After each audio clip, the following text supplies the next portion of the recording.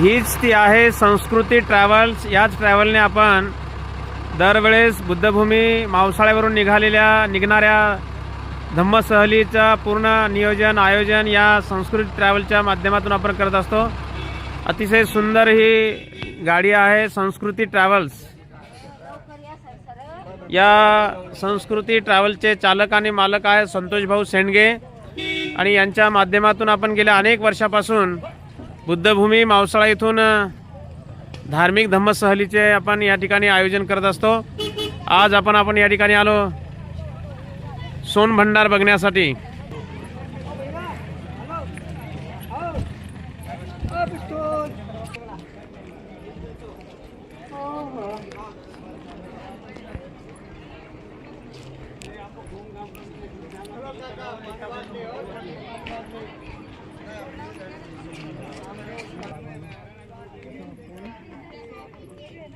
आज आपण या ठिकाणी सोनभंडार या ठिकाणी पोहोचलेलो आहोत। समोर अतिशय सुंदर बगीचा गार्डन आहे।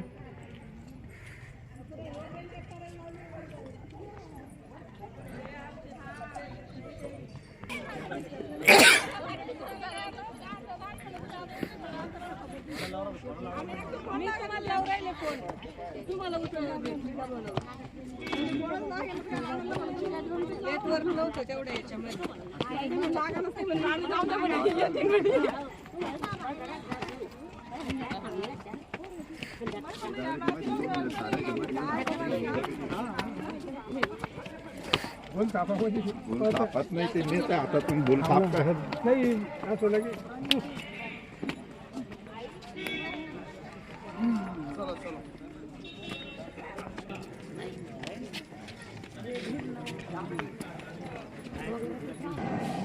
आता आपण या ठिकाणी सोनभंडार मध्ये पोहोचलेलो आहोत।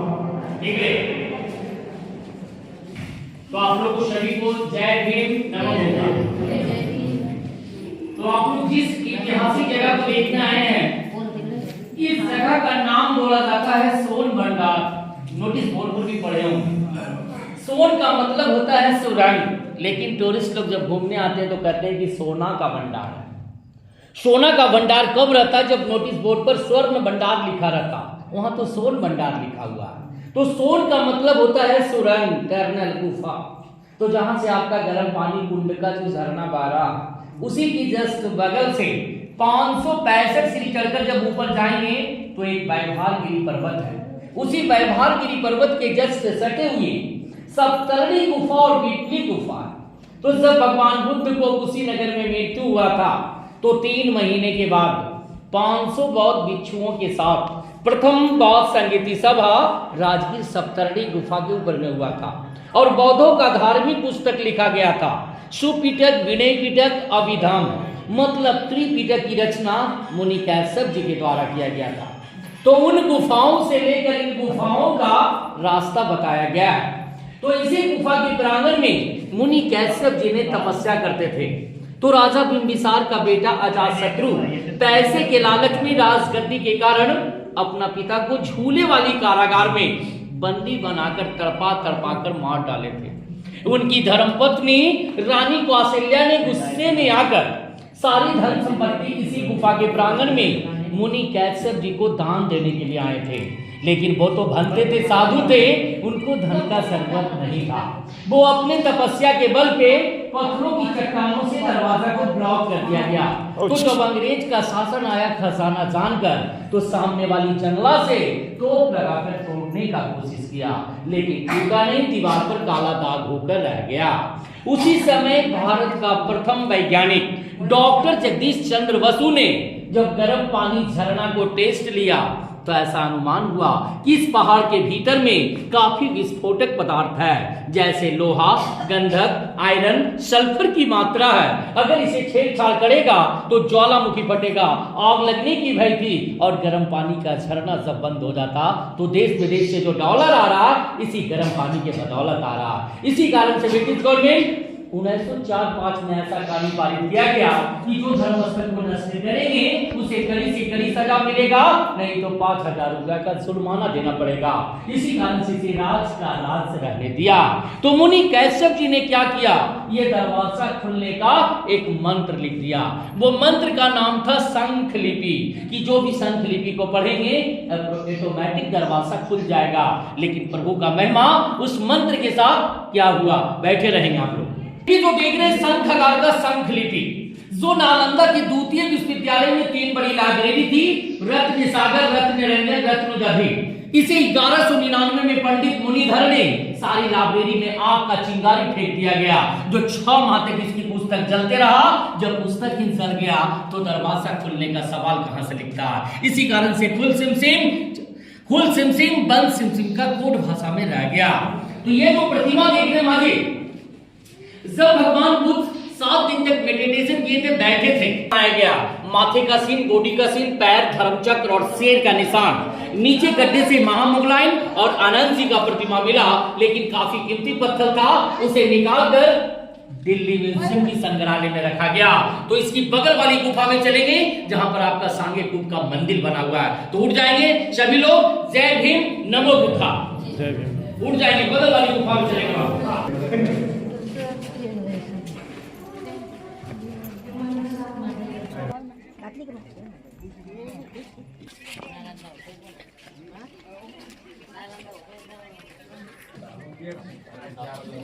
आइए बाबू, आ जाइए बाबू इकड़े। गुफा जो देख रहे हैं माजी, ये पूर्वी गुफा है। ये जंगल झाड़ी माटी में ढका हुआ था। तो नालंदा में 2 विद्यार्थी थे, फायान होइनसन साहब, जो भारत भ्रमण करने लगी, उनकी डायरी की रिपोर्ट पर इस गुफा का खुदाई 1905 में किया गया। तो ये डबल गुफा मिला, एक पत्थर का और एक ईंटे का। लेकिन 1934 की बिहार भूकंप में टूट गया। जब इसकी पत्थर बाहर किया गया तो दीवारों पर जो प्रतिमा देख रहे हैं, तो जब भगवान बोध गया में बौद्ध ब्रिज के पास तपस्या किए थे, तो भगवान बुद्ध का प्रतिमा बनाया गया। देख रहे हैं ना, इसके बगल में भगवान बुद्ध का माता का नाम था महामाया। उन सफेद तारा और सफेद हाथी 6 दांत वाले, कि जो मेरा संतान पैदा लेगा, आज्ञाकारी और शिक्षित लेगा। तो भगवान बुद्ध का जन्म लुम्बिनी में हुआ, जो नेपाल की तराई में पड़ता है। तो 7 कदम कमल का फूल पर चलने लगा, उनकी माता मृत हो गए। तो पुराना राजगीर आपका बसाया गया बस स्टैंड के पास, जो अजातशत्रु किला मैदान के नाम से जाना जाता है। तो राजगीर का ओल्ड नाम बोला गया गृहवर्ज। गृह का मतलब होता है पहाड़, वर्ष विश्वासी। तो राजगीर 5 पर्वतों से घिरा हुआ है। प्रथम विपुलगिरी, रत्नागिरी, उदयगिरी, सोनागिरी और व्यवहारगिरी की नगरी में यह सोन भंडार गुफा है। क्योंकि इसमें सोना चांदी रहता तो अंग्रेज सरकार इतना बेवकूफ नहीं था, गया से कोडरमा रेलवे लाइन बिछाया, 7 पहाड़ काटकर बम्बे बिछाया।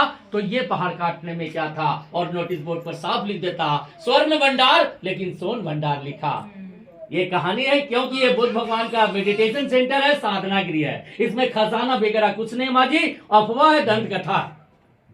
ये कहानी है माजी। मेरा नाम हुआ रविशंकर कुमार उपाध्याय, टूरिस्ट गाइड राजगीर। आप लोग को सेवा देकर बाल बच्चे को पालन पोषण करता हूँ। कोई वेतन नहीं, कोई तलब नहीं है, आप लोग को बताते हैं, इसी से जीविका चलता है बाबू। तो जिसको जैसा श्रद्धा दिया भगवान, सभी लोग अपने अपने हाथों से गाइड को मदद करेंगे। जय भीम नमो बुद्धा।